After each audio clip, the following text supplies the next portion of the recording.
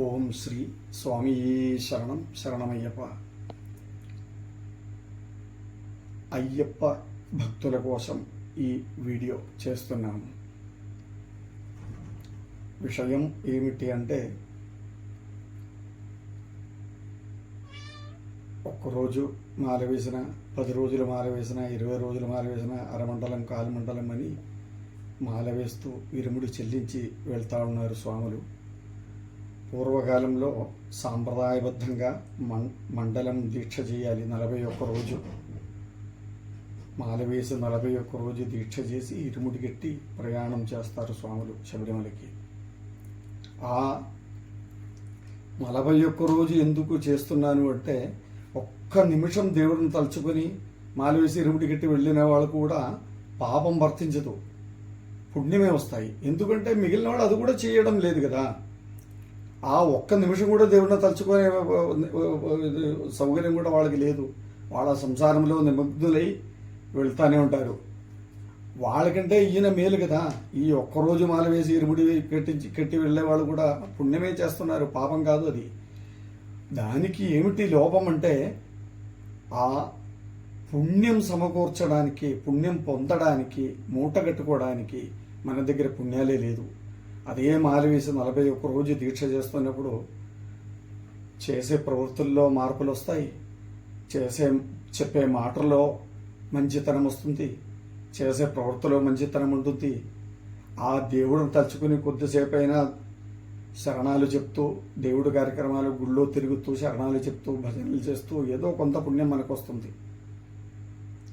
ఆ పుణ్యం కూడా ఈ ఒక రోజుకో, కాలమండలానికో, అరమండలానికో ఉండదు అని సారం. ఎందుకు 41 రోజు దీక్ష చేస్తున్నారు అంటే, ఆ పుణ్యం చేకూరడానికి. అదే ఫలితము మీరు మాల వేయకుండా 41 రోజు ముందు నుంచి ఇంట్లోనే మసలండి. భార్యతోటి సంసారం చేయొద్దు. చేసే ప్రవృత్తులన్నీ మంచిగా చేయండి. చెప్పులు వేసుకోండి. చెప్పులు వేసుకుని డ్యూటీకి పోతే తప్పు కాదు. మనం మనస్సు, శరీరము, మనం ఈ ప్రవృత్తుల్లో ఆ దేవుడిని తలుచుకుని చేస్తూ ఉంటే, ఆ మండల దీక్ష మాల వేయకుండా కూడా మనం ఇంట్లో కంటిన్యూ చేసుకోవచ్చు. అప్పుడు మెన్సస్ పీరియడ్ ఉంటే ఇంట్లో అశుద్ధిగా ఉంటుంది కదా, అప్పుడు అది ఎలా చెల్లుతుంది అని అంటారు. దీనికి ఏమీ సంబంధం లే. మనం మనస్సు, శరీరం శుద్ధంగా పెట్టుకుని మసలండి. 41 రోజు ఇంట్లోనే గడిపేయండి మాల వేయకుండా.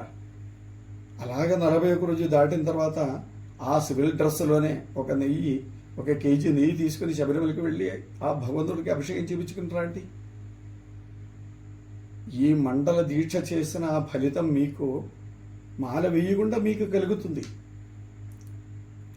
దానికి ఈ గురుస్వాములు సపోర్ట్ చేయడం లే. ఎందుకు?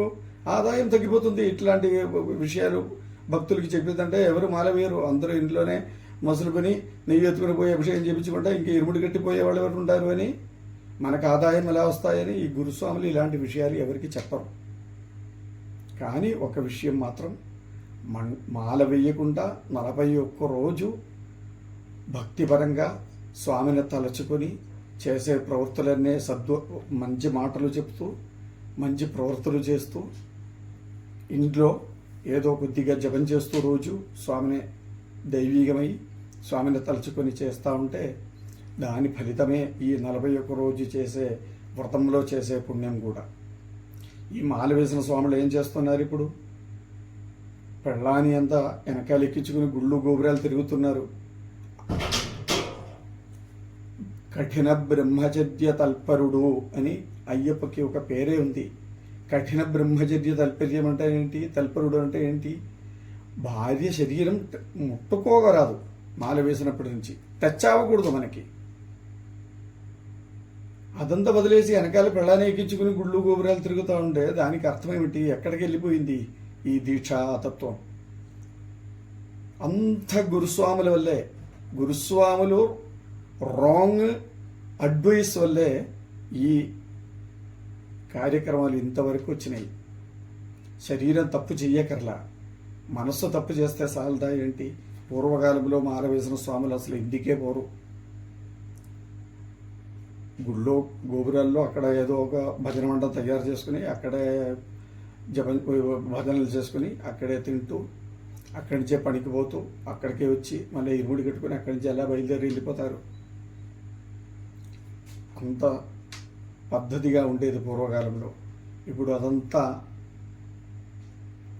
తగ్గిపోయి ఇప్పుడు మీకు అందరికీ తెలుసు, పెళ్ళిళ్ళకి పోతున్నారు స్వాములు, అన్ని విషయాలకి తిరుగుకుంటున్నారు స్వాములు. ఎందుకు పెళ్ళికి పోకూడదు స్వాములు అంటే, ఆ పెళ్ళికి పోయినా అక్కడ ఉండే అంతరిక్షంలో ఎట్లా ఉంటుంది జనాలు. చిన్న యువకులైతే కాబోయే పెళ్ళి ఎలా, నేను చేసుకోబోయే అమ్మాయి ఎలా ఉండాలని ఆలోచనతోటి ఉంటుంది. పెళ్ళి అయిపోయిన వాళ్ళు ఏమిటండి, నాకు జరిగిన పెళ్ళి ఎలా ఉంటుందో ఆ కల్లో ఉంటుంది. ఆ మొత్తము వివాహ తరంగాలే అక్కడంతా ఉండేది. ఈయన ఉండేది ఏ తరంగంలో ఉంటారు? దైవిక తరంగంలో, ఆధ్యాత్మిక తరంగంలో, బ్రహ్మచర్య తరంగంలో, బ్రహ్మచర్య దీక్షలో ఈయన ఉంటారు. ఈయన మనసుకి అక్కడ ఉండే అంతరిక్షానికి శివుటే కాదు కదా. ఎలా దీన్ని సపోర్ట్ చేసి గురుస్వాములు ఓకే చేస్తారు? అది ఎవరు చచ్చిపోయిన చోట కాదు కదా, శుభకార్యం జరిగేది కదా. శుభకార్యమే జరిగేది కరెక్టే. అక్కడ ఉండే అందరి మనస్సు ఎట్లాంటి మనస్సులు ఉండేది అందరికీ, ఆ మనస్సును బట్టే కదా అక్కడ వాతావరణం మారేది. ఆ వాతావరణం అంతా లౌకిక వాతావరణమే. అది ఎలా బ్రహ్మచర్య వాతావరణం అవుతుంది? ఒక ఆశ్రమానికి పోయి ఒక సత్సంగం వింటే అది ఆధ్యాత్మికం, బ్రహ్మచర్యానికి తగిన ఒక చర్య. అలాగే ఈ పెళ్ళిళ్ళకంతా తిరగడము, వాళ్ళకంతా ఆశీర్వాదాలు ఇచ్చి రావడం ఏమిటి? ఇదంతా ఎక్కడి నుంచి నేర్చుకున్నారు ఈ స్వాములు? దీనికి అన్నిటికీ కారణం గురుస్వాములే. గురుస్వాములు సరి అయిన ఉపదేశాలు మాలవేసి పంపించడం తప్ప, ఆ స్వాములు ఎలా ఉండాలి, ఎలా మసలాలి, దీక్ష ఎలా జరగాలి అని ఒక్కరవే అయినా వీళ్ళు ఉపదేశాలు చేస్తున్నారా? లేదు కదా. ఆదాయం కోసం చూస్తున్నారు గురుస్వాములు. ఆ ఆదాయం కోసం చూసే గురుస్వాములు ఆదాయము రాని ఆచారాలు కూడా రావాలి. ఆచారానికి కూడా కొద్దిగా ప్రాధాన్యత కల్పించాలి ఈ గురుస్వాములు తిట్టడం కాదు నన్ను చేసేది. గురుస్వాములు కూడా కన్వర్ట్ అయిపోయారు చాలా వరకు అని చెప్తా ఉన్నాం. ఇంకొక విషయం ఏమిటంటే, ఈ ఇరుముడి అంటే ఏమిటి? ముందుముడిలో ఆ శబరిమల చేరవలసిన పూర్వకాలంలో ఉండే శిష్ట ప్రకారం అయితే ముందుముడిలో అమ్మవారికి అయ్యప్పకి సంబంధించిన అన్ని వస్తువులు, అభిషేక సామాన్లు, అష్టాభిషేక సామాన్ అని చెప్పేసి ఇప్పుడు ఇరుముడి ప్యాకెట్లు ఒకటి వస్తాయి. ఆ ఇరుముడి ప్యాకెట్లో ఒక తేనె సీసా చిన్నది ఉంటుంది, పన్నీర్ సీసా ఉంటుంది, అన్నీ ఉంటాయి. 8 రకాలు ఉంటాయి దానిలో. అది అభిషేకానికి కాదు, అక్కడ పారేసేదానికి అంతే. ఆ వస్తువులు ఫోన్లే విపులంగా మనం తీసుకెళ్ళిపోలేం కదా, అన్నీ డ్యామేజ్ అయిపోతాయని ఆ భావనతోటి శాస్త్రానికి ఒక ఇరుముడి ప్యాకెట్ పెడతారు దానిలో. అలాగే అమ్మవారికి సంబంధించిన జాకెట్ పీసు, దొల్లించే కొబ్బరికాయ, ఈ వస్తువులు, అయ్యప్పకి సంబంధించినది నేతికాయ, ఇలాంటి ఆ శబరిమలకి నైవేద్యానికి పోసే బియ్యము, ఇవన్నీ ముందు ముడిలో పెట్టి అది సీల్ చేస్తారు.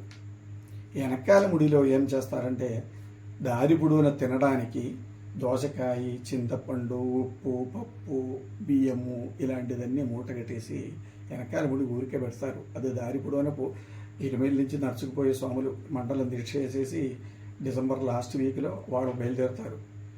అక్కడి నుంచి బయలుదేరి శబరిమల చేరినప్పటికే 10 రోజులు పడతాయి. ఎందుకంటే అంత తక్కువే వాళ్ళు నడుస్తారు. ఘోరాడవి అక్కడ వండుకొని తింటా, ఒక్కరు కాపలా కాస్తా, ఈ జంతువులు రాకుండా చూసుకుంటా అలాగ పంప చేరిపోయి అక్కడి నుంచి అలా పోయినప్పటికీ వాళ్ళు జ్యోతి దర్శనం చేసుకొని తిరిగి వస్తారు. అన్ని రోజులు తినవలసిన వస్తువులు ఈ ఇరుముడిలో వెనకాల ముడిలో పెట్టుకుని అది దారి పొడవున ఇప్పేసి తింటా పోతారు. ముందు ముడి మాత్రం ఆ సీలిప్పరు. అది శబరిమల చేరి స్వామిని చూసి పక్కకు పెట్టి ఇప్పుతారు ఆ ఇరుముడి.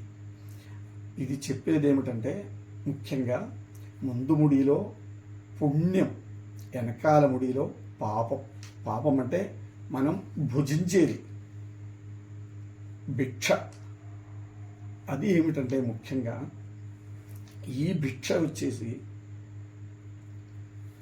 మన భార్య బిడ్డల దగ్గర వెనకాల భిక్ష వేయించుకోకూడదు. ఎందుకంటే భార్య బిడ్డలకి మనమే దిక్కు కాబట్టి మనకి భిక్ష వేసే ఆ స్థాయికి ఆ స్థితికి మనం రానివ్వకూడదు. బయట వాళ్ళ దగ్గర భిక్ష వేయించుకోవచ్చు. ఆ భిక్ష వేయించడంతో ఏమవుతుందంటే వాళ్ళు చేసిన పాపాలు మనం మూట కడుతున్నాము. ముఖ్యంగా వినండి, ఈ విషయం ఏ గురుస్వాములు ఎవరికి కూడా చెప్పలేదు, కాబట్టి మీకు చెప్తా ఉన్నాం. ముందు ముడిలో ఉండేదన్నీ పుణ్యాలు. మీరు 41 రోజు దీక్ష చేసి సంపాదించుకున్న భౌతికంగా, ఆత్మీయంగా, దైవికంగా తపస్సు చేసి దీక్ష చేసి సంపాదించిన పుణ్యం ఆ నెయ్యి ద్వారా శబరిమల ధర్మశాస్త్రాకి అభిషేకం చేసుకోవడానికి నేతికాయలో పోసి సీల్ చేసి పెట్టుకుంటారు. దానిలో ఆ భగవంతుడికి మన సొంతంగా వేసే బియ్యం, అది భక్తుల దగ్గర వేయించే బియ్యం కాదు, మన సొంతంగా పెట్టుకున్న బియ్యము నైవేద్యానికి, అయ్యప్పకి వెళ్ళ నైవేద్యం అంటారు. వైట్ రైస్ నైవేద్యం పెడతారు అయ్యప్పకి. అది మన తీసుకెళ్ళినంతా అక్కడ వేయరు, నైవేద్యానికి కూడా అది లేలం పాడేసి ఆ డబ్బు దేవుడికి చేరుతాయి అంతే. అప్పుడు ఆ నైవేద్యానికి పెట్టే వైట్ రైస్ ఇదన్నీ దానిలో పెడతారు ముందు ముడిలో. వెనకాల ముడిలో మీరు అందరి చేత బియ్యం వేయించుకుంటారు కదా, ఆ బియ్యం వేయించడంతో ఏమవుతుందంటే వాళ్ళు చేసిన పాపాలు మనం మోస్తున్నాము. ఆ బియ్యము ఆ శబరిమల మన దారి పొడవునా ఇప్పుడు ఇప్పేసి వంట చేసి తినే పరిస్థితి లేదు. ఆ కాలంలో వాళ్ళ బియ్యము అంతా కలుపుకొని వండుకొని తింటా పోతూ ఉంటారు. అప్పుడు పుణ్యం చేసే కాలం అది. ఇప్పుడు అన్నీ మొత్తం పాప ప్రవృత్తులే మనుషులు చేస్తూ ఉండేది, పుణ్యం ఎవరు చేయడంలా ప్రతి వాడు కూడా. అందుకని ఏం చెప్తున్నారంటే ఈ ఏపించుకునే బియ్యము ఆ శబరిమల సన్నిధానంలో పెట్టిన పెద్ద పాత్రములకు పోసేయాలి. ఈ బియ్యం అంతా కలుపుకొని వండుకొని అందరి కడుపులోకి మనం పెట్టిందనుకోండి, ఈ చేసిన పాపాలు మొత్తం మనం మళ్ళీ తిరిగి మన కడుపులోకి వెళ్ళిపోతాయి. ఈ విషయం ఈ గురుస్వాములు చెప్పరు ఎవరికి, ఎందుకంటే వీళ్ళంతా పుణ్యప్రవృత్తులు చేస్తున్నారు అనుకుంటున్నారు. ఈ భిక్ష వేయించుకోవడం అంటే 10 మంది వచ్చిందంటే చాలా గొప్ప అనుకుని అందరిని రప్పించి అందరి దగ్గర భిక్ష వేయించేస్తారు. ఎందుకు? ఆ గురుస్వామి గొప్పతనం చూపించుకోవడానికి. అంతేగాని దానిలో వచ్చే విపరీతాలు ఏమిటంటే ఆ ఒక్కొక్క పిడుగులు 3 సార్లు బియ్యం వేయడంతో ఏమవుతుంది తెలుసా? వాళ్ళు చేసిన పాపం దానిలోకి నింపుతా ఉన్నారు మన వెనకాల ముడిలోకి. సిరి నీకు సంతోషమే, నేను అందరితోటి వేయించుకుంటాను, కరెక్ట్. ఈ వేసిన బియ్యము భిక్ష అని అంటారు కదా, ఆ భిక్ష మనం తినాలి కదా. మనం తింటే పరిస్థితి ఏమిటి? నువ్వు తట్టుకోగలవా చెప్పు? అందరి పాపాలు మోసే శక్తి నీకున్నాయా? లేదు కదా. దానికి ఒక పరిహారం ఏమిటంటే ఈ మోసిన బియ్యము మొత్తం అక్కడ కుమరిచేయండి అయ్యప్పకి. అది లేలం పాడి ఆ డబ్బులు అయ్యప్పకి చేరిపోతుంది కదా. అప్పుడు నువ్వు తప్పించుకుంటావు శుభ్రంగా. ముందు ముడిలో ఉంటే నైవేద్యానికి ఉండే బియ్యము కుమరిచేయండి. ఇంకా మనకి తీసుకుండేది ఏమిటి అంటే దారి పొడవునా హోటల్ తినేసి అక్కడిక్కడ తినేసి కదా మనం వెళ్ళిపోతున్నాం. ఏమైనా ఎక్కడైనా వండుకొని తింటున్నామా? లేదు కదా. వండుకుని తినాలంటే సపరేట్ కొంతమంది గురుస్వాములు వంట మనుషుల్ని బియ్యాలు కూరగాయలు అన్నీ సర్దుకుని దారి పొడవునా వండుకొని పోతూ ఉంటారు. ఆ ఇరుముడికి సంబంధమే లేదు అది. కాబట్టి ఆ ఇరుముడిలో ఉంటే బియ్యం మొత్తం అక్కడ పోసేయండి. ఒక్క రవ్వ తీసుకురావద్దు. తీసుకురావాల్సిన బియ్యం ఎక్కడ ఉన్నాయంటే నేతికాయ సంచిలో ఫస్ట్ ఒక పిడుకులు బియ్యంతో 3 సారిగా దానిలో వేస్తారు శరణం చెప్పుకొని. తర్వాత సీల్ చేసిన నేతికాయ దానిలో దిబ్బుతారు. తర్వాత మన జీవితాంతం సంపాదించుకునే ధనానికి ప్రతిరూపంగా కాణిపొన్ను అంటారు. దానిలో పెట్టే తమలపాకులో పెట్టే డబ్బుకి కాణిపొన్ను, కాణిక సమర్పించు బంగారం అంటారు. బంగారం పెట్టాలి దానిలో యాక్చువల్లీ, కానీ ఎవరు పెట్టట్లేదు కదా, ఆ శక్తి కూడా లేదు మనకి. కాబట్టి ఆ కాణిపొన్ను అది మనకి ఎంత శక్తి ఉందో ఆ డబ్బు మడతేసి దానిలో పెట్టేయండి, అది ఉండీలు వేసేయండి. ఈ భిక్షతోటి కొంతమంది డబ్బులు వేసేస్తారు దానిలో. ఆ డబ్బులన్నీ తీసి ఉండీలు వేసి ఏ పరిస్థితుల్లో కూడా ఖర్చుకు వాడద్దు. ఖర్చుకు వాడిందంటే నువ్వు డౌన్ అయ్యింగా, మొత్తం నీకు దెబ్బలేంగా. దేనికి వల్ల డబ్బులు? దేవుడిచ్చే డబ్బులు కాదు, అది వీళ్ళు చేసిన పాపాలు దెబ్బతింటాం మనం. ఆ పాపాలు తట్టుకునే శక్తి మనకి లేదు. మనమేమో ఋషీశ్వరులాగా తపస్సు చేయట్లేదు, జపం చేయట్లేదు. ఏదో మాల వేసినాము, దాని పాటికి ఉద్యోగాలకి పోతా ఉన్నాము, వస్తూ ఉన్నాము, ఏదో సాయంత్రం స్నానం చేసి 4 చరణాలు చెప్తా ఉన్నాము, గుడి తిరుక్కుంటున్నాము, అంతే. మనం చేసే పుణ్యం ఇంతే. ఈ పుణ్యానికి తట్టుకోగలమా? ఇంతమంది చేసిన పాపాలు మొత్తం మూట కడితే తట్టుకోలేం కదా. ఈ గురుస్వాములు ఏం చేస్తున్నారంటే ఒక బస్సు మనిషి పోయిందంటే ఆ బస్సులో ఉండే వాళ్ళు బియ్యాలన్నీ కలుపుకొని మూట కట్టేసి ఏదో కొంత అక్కడ గుడిలో పోసేసి కొద్దిగా మిగిలిన 75% వీళ్ళు మూట కట్టేసి బస్సులోనే పెట్టేసి లేదంటే ఒక స్వామి తోటి మోయించేసేసి ప్రసాదం వండుకుని అని చెప్పేసి ప్రసాదం చేసుకొని తింటా ఉంటారు. ఆ ప్రసాదం చేసుకోవడానికి కూడా ఆ బియ్యం ముట్టుకోకూడదు. మనం ఏ బియ్యం తీసుకోవాలంటే నేతికాయ సంచిలో వేసిన ఒక్క పిడికిలి బియ్యమే. ఆ బియ్యం వచ్చేసి బ్రాహ్మణులు, క్షత్రియులు, వైశ్యులు వీళ్ళు ముగ్గురు మాంసం ఉంటారు కాబట్టి అది ఇంట్లో పూజా రూములో ఒక పాత్రలో భద్రంగా పెట్టచ్చు. ఎప్పుడైనా దాని నుంచి ఒక రవ బియ్యం తీసుకుని ఈ బియ్యంతో కలుపుకొని ప్రసాదం చేసుకోవచ్చు, తినచ్చు, అన్నం వండొచ్చు. అన్నిటికీ ఈ బియ్యం ఎందుకు అక్కడ వేసి తీసుకెళ్ళి పూజా రంగుల పాత్రములో పెడుతున్నాను అంటే ఒక్క పిడికిలి బియ్యమే ఇది. దేనికంటే జీవితాంతం నాకు అన్నానికి లోటు రాకూడదు దేవుడా అని ఆ అయ్యప్ప అనుగ్రహమే అని తలుచుకొని అక్కడ పెట్టే బియ్యం అది.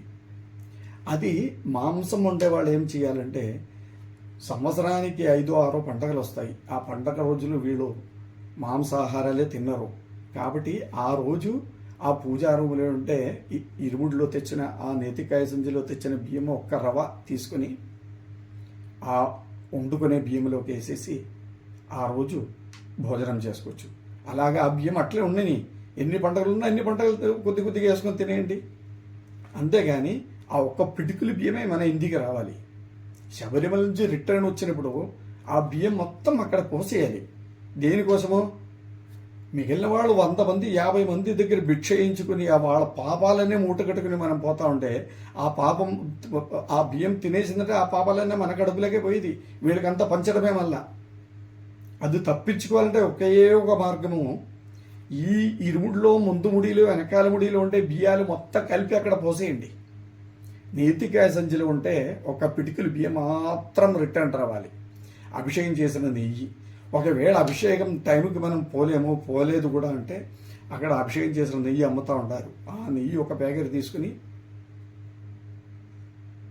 ఈ నెయ్యి ఏం చేయాలంటే వీళ్ళు కూడా ఏం చేస్తున్నారంటే కొట్టేసిన నెయ్యి పెద్ద 40 మంది భక్తులుంటే ఆ 40 మంది భక్తుల నెయ్యి ఒక పెద్ద పాత్రలో కొట్టి పోసుకుని ఆ నెయ్యి అభిషేకం కూడా చెయ్యరు.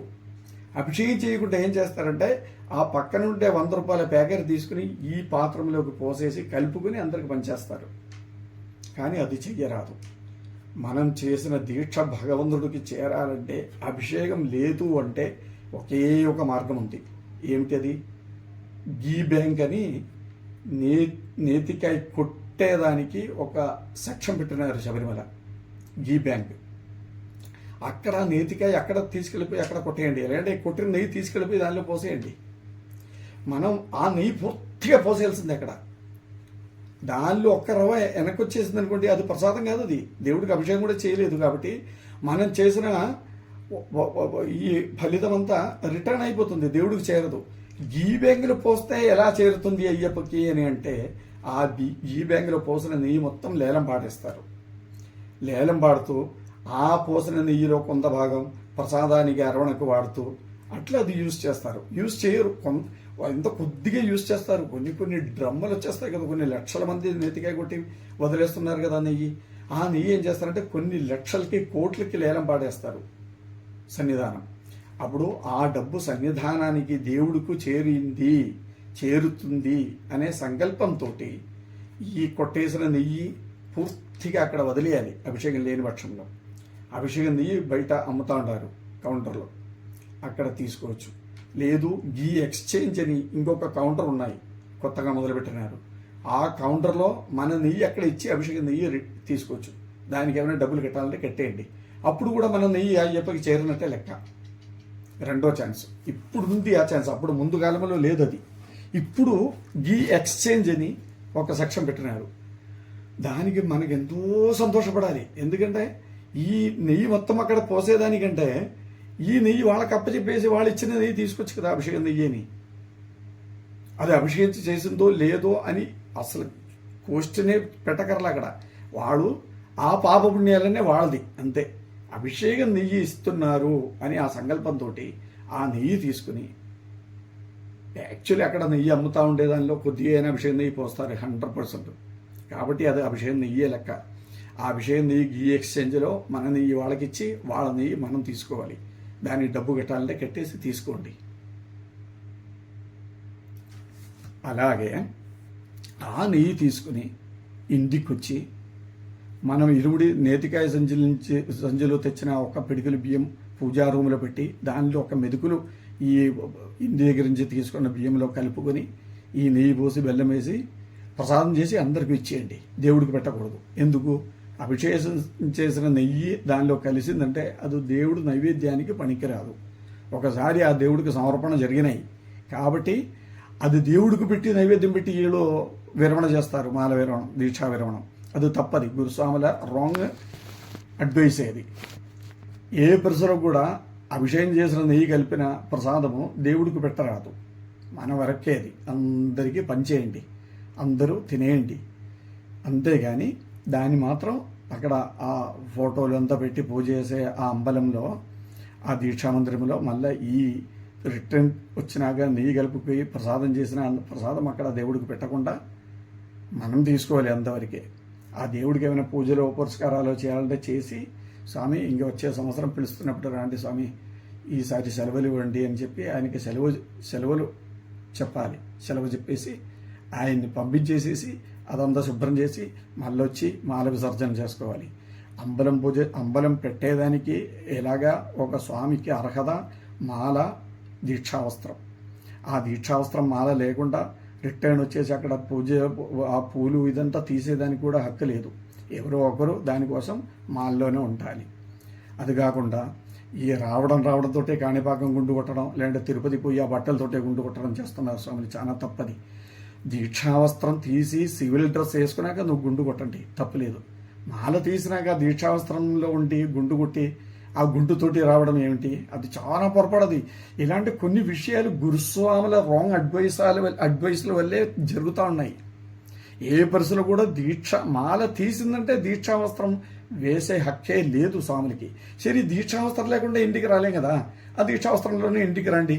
నువ్వు ఇంటికి రాకుండా కాణిపాకం దిగడం, తిరుపతికి పోవడం చేసేసి గుండు కొట్టేసి ఆ నల్ల బట్టలు కట్టుకుని రావడం ఏమిటి? తప్పు కదా అది. ఎందుకు ఇలాంటి తప్పులు చేస్తూ ఉంటావు? నువ్వు చేయకూడదు కదా. సరైన గురుస్వామిని ఎంచుకోవడం చాలా ముఖ్యం. రాంగ్ ఇన్ఫర్మేషన్లు, రాంగ్ అడ్వైసులు చేసే గురుస్వామిని వదిలేయండి. ఒక్కరోజు దీక్ష, 2 రోజులు దీక్ష, 5 రోజులు దీక్ష, 10 రోజులు దీక్ష, దాన్ని అన్నీ వదిలేయచ్చు. ఎందుకంటే ఒక్క నిమిషం భగవంతుడిని తలుచుకున్న కూడా పుణ్యమే, పాపమే కాదు. మండలి దీక్ష చేస్తేనే కానీ నీకు పుణ్యం కలిగేది. తక్కువ రోజులన్నీ చేస్తే నీకు పుణ్యమే రాదు అని అంటే తప్పది. ఒక్క నిమిషం దేవుడిని తలుచుకున్నా కూడా పుణ్యమే. సౌకర్యం అంతే ఉండేది, వదిలేయండి అక్కడ. అంతేగాని పుణ్యం మూట కట్టుకోవడానికి ఆయనకి ఏం స్టాక్ బ్యాలెన్సే ఉంటుంది, బ్యాంక్ బ్యాలెన్సే లేదు ఆయనకి. ఎందుకంటే ఈ దీక్ష చేస్తున్నప్పుడే, నా మండల దీక్ష చేస్తున్నప్పుడు మంచి మాటలు మాట్లాడుకోవడానికి, మంచి ప్రవర్తనలు చేయడానికి, దేవుడిని తలుచుకొని పూజలు చేసుకోవడానికి అవకాశాలు దొరుకుతాయి. కాబట్టి ఆయనకు పుణ్యం వస్తుంది. మాల వేసి మండల దీక్ష పేరుకి చేసుకోవడము, ఇంటికి తిరగడము, ఇష్టం వచ్చినట్టు భార్యలతోటి బిడ్డలతోటి గుళ్ళు గోపురాలు తిరుక్కోవడము, పిల్లుళ్ళకి తిరగడము, గృహప్రవేశానికి తిరగడము, అన్నీ తిరుగుకుంటూ ఉంటారు. అన్నీ పనికొస్తాయంట. ఒక సావు తప్ప మిగిలిన అన్నిటికీ తిరగచ్చంట స్వాములు. ఇది ఎవరు చెప్పింది? ఏ గురుస్వాములు ఇలా చేసినారు? పూర్వకాలంలో అలా పోయేదే కాదు పిల్లుళ్ళకంతా స్వాములు. ఇప్పుడు ప్రతి పిల్లిళ్ళు కూడా పోతా ఉన్నారే మాల వేసినాక. ఎక్కడి నుంచి వచ్చినాయి ఈ బుద్ధులు? రాకూడదు. ఏ పరిస్థితుల్లో కూడా ఇలాంటి పనికిరాని బుద్ధులు చెప్పిన గురుస్వామిని తిట్టాలే కానీ ఈ చేసిన వాళ్ళని తిట్టకూడదు. ఎందుకంటే వీరికి ఎవరన్నా అడ్వైస్ చేస్తేనే కదా. ఏ పాపం లేదే, అక్కడ సావు లేదు, మైలు లేదు, అంటులు. ఆ పిల్లిళ్ళకి వచ్చిన వాళ్ళు మెన్సస్ పీరియడ్లో ఉండే వాళ్ళు ఎంతమంది ఉంటారని ఎవరికేం తెలుసు? చిన్న అమ్మాయిలు వస్తాయి, పెద్ద అమ్మాయిలు వస్తారు, పెద్దవాళ్ళు వస్తారు, ఆడవాళ్ళు, రకరకాల ఆడవాళ్ళంతా తిరుగుతారు కదా.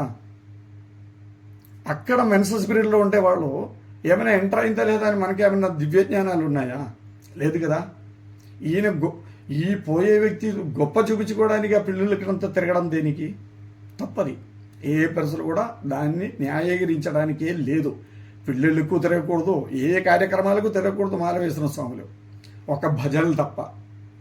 దేవాలయానికి వెళ్ళండి, అన్య దేవతలను కొలుచుకోండి, అమ్మవారి దగ్గర పోకూడదు, అక్కడ పోకూడదు ఇక్కడ పోకూడదు ఏం లేదు, అన్ని దేవాలయాలు తిరగచ్చు, దేవుళ్ళ దేవాలయాలు తిరగచ్చు, భజనలు చేసుకోవచ్చు, అన్ని భజనలు పాల్గొనొచ్చు. భజనలు తిరగండి, అన్ని అయ్యప్ప భజనలు అటెండ్ అవ్వండి. ఈ పిల్లి మండపాలు ఎక్కి దిగేదానికంటే అన్ని ఎక్కడెక్కడ అయ్యప్ప పూజలు పెట్టిందో అక్కడక్కడంతా తిరిగేసి అక్కడక్కడంతా దండం పెట్టుకోండి. ఏం తప్పు ఉంది చెప్పండి? పెద్దవాళ్ళు కూడా చెప్పేది అదే, ఒకటే చెప్తాను నేను. ఎందుకంటే ఏ పరిస్థితులు కూడా మాల వేసిన తర్వాత పిల్లి మండపానికి అడుగే పెట్టకూడదు. అడుగు పెట్టచ్చు అనే గురుస్వాములకి పడాలి దెబ్బలు, అది చాలా పొరపాటు అది. అలాగే రెండు విషయం, ఒకటి ఇరుముడి విషయం చెప్పినాం, మాల వేయకుండా దీక్ష చేసుకోండి, మండల దీక్ష ఇంట్లోనే కొనసాగించండి. మంచి మాటలు చెప్పడం, మంచి ప్రవృత్తులు చేయడం, బూతులు తిట్టకుండా ఉండడం, టీవీలో మంచి విషయాలే భక్తి విషయాలే చూడాలి. ఈ 41 రోజు కూడా మాల్లో ఎలా ఉంటున్నామో అట్లే ఇంట్లో కూడా అట్లే జరగాలి. వాళ్ళకి భార్యకి బిడ్డకి సీరియల్ చూడాలని చెప్తే అదంతా అలో లేదు. ఈ 41 రోజు మన కంట్రోల్లో ఉంటుంది. టీవీలు కానీ ఇంట్లో విషయాలు కానీ, మాంసం వండకూడదు, మెన్సస్ పీరియడ్ ఉంటే కొద్దిగా అవతల వాళ్ళకి ఒక సెపరేట్ రూమ్ ఇచ్చేయండి, దానికేం తప్పులేదు. ఆ మెన్సస్ పీరియడ్ ఉంటే స్త్రీ దగ్గర పడుకోవడము అదంతా చేయకుండా పర్ఫెక్ట్గా దీక్షలో ఎలా ఉంటున్నామో అట్లే ఉండు. నువ్వు 41 రోజు గడిపించేయి. ఆ 41 రోజు తర్వాత నువ్వు సెల్ఫ్ డ్రెస్లోనే నెయ్యి ఎత్తుకుని పోండి శబరిమలకి. మన ఈ గుళ్ళో ఎలా వస్తున్నామో మామూలుగా భక్తులు అభిషేకానికి, అలాగే అక్కడికి వెళ్ళండి, అయ్యప్పకి శుభ్రంగా అభిషేకం చేసి తిరిగిరండి. ఆ మండల దీక్ష చేసిన పుణ్యమంతా మీకు వస్తాయి. ఈ గొడవలే లేదు అసలు. మాల వేసినాకే చేసే ఆటలు ఏమిటి అసలు? ఇష్టొచ్చినట్టు అయిపోయినాయి. సాయంత్రం ప్రతిరోజు ఒక్కొక్క భజన ఉండడం, ఆ భజనకి 10 రకాల తిండి పెట్టడం. ఏకభుక్తం నేను పేరు దేనికి పెట్టింది తెలుసా? ఒక్క పూట భోజనం, అది మధ్యాహ్నం ఒక్క పూట. ఎందుకు? చేసే ప్రవృత్తికి ఎనర్జీ కావాలి, శరీరానికి శక్తి కావాలి. ఆ శక్తి లేకుండా మనం రోజు చేసే పనులు చేయలేం కదా. కాబట్టి మధ్యాహ్నం భోజనం గట్టిగా చేసుకో, కడుపు నిండగా తిను. తెల్లవారి అల్పాహారం, కొద్దిగా కాల్భాగం కడుపుకి, కాల్భాగం. అలాగే సాయంత్రం కూడా కాల్భాగమే తినాలి, కడుపుకి 3/4 భాగం ఖాళీగా ఉంచాలి. అలాగైతేనే భజనలకి వెళ్ళి భజనలు చేసి తిండి విషయంలో మాత్రం ఏదో ఒక రకమైన వస్తువు ముందు గెలవలైతే అరటిపండు 2 అరటిపండు 1 గ్లాస్ పాలు తాగితే చాలు, అడుపు సగం అయిపోతాయే. అదంతా వదిలేసి 10 రకాలు కేసర్లు, వడలు, ఎన్ని నాకు చెప్పడం కూడా చేతకాల, అంత రకాలు పెట్టేస్తారు. ఒక్కొక్క స్వామికి మించి ఇంకొక స్వామి భజనలు పెట్టుకోవడం, 10 రకాల తిండిలు పెట్టడం, కడుపు తింటగా తినిపించి పంపించడం స్వామిని. చాలా పొరపాటు. ఈ గురుస్వాములు సిస్టమ్ పెట్టుకోవాలి. ఆ సిస్టమ్ పూర్వకాల సిస్టమ్ అంతా కొట్టుకుపోయినాయి. కానీ అట్లీస్ట్ కాల్భాగమే స్వాములు మాల వేసిన స్వాములు రాత్రి భిక్ష చేసుకోవాలి అని ఖచ్చితంగా చెప్పాల్సిందే. అన్నం తినకూడదంటే నువ్వు పులిహోర చేయొచ్చు, దధ్యోజనం చేయొచ్చా చెప్పు? ఆ దధ్యోజనానికి పెరుగన్నానికి అన్నం వాడతారు, పులిహోరకి అన్నం వాడతారు. ఆ అన్నం అనే సెక్షనే వాడకూడదు అని చెప్పినప్పుడు ఇన్ని రకాలు మార్చేస్తుంది అన్నం కాదా? తప్పు కదా అది. ఈ గురుస్వాములు చెప్పేదేమిటి, చేపించేది ఏమిటి చెప్పండి? గురుస్వాములని తప్పు పట్టకూడదు అని అనుకుంటే కుదరదు. అన్ని గురుస్వాముల వల్లే జరుగుతున్నాయి ఇలాంటి ఆటలన్నీ.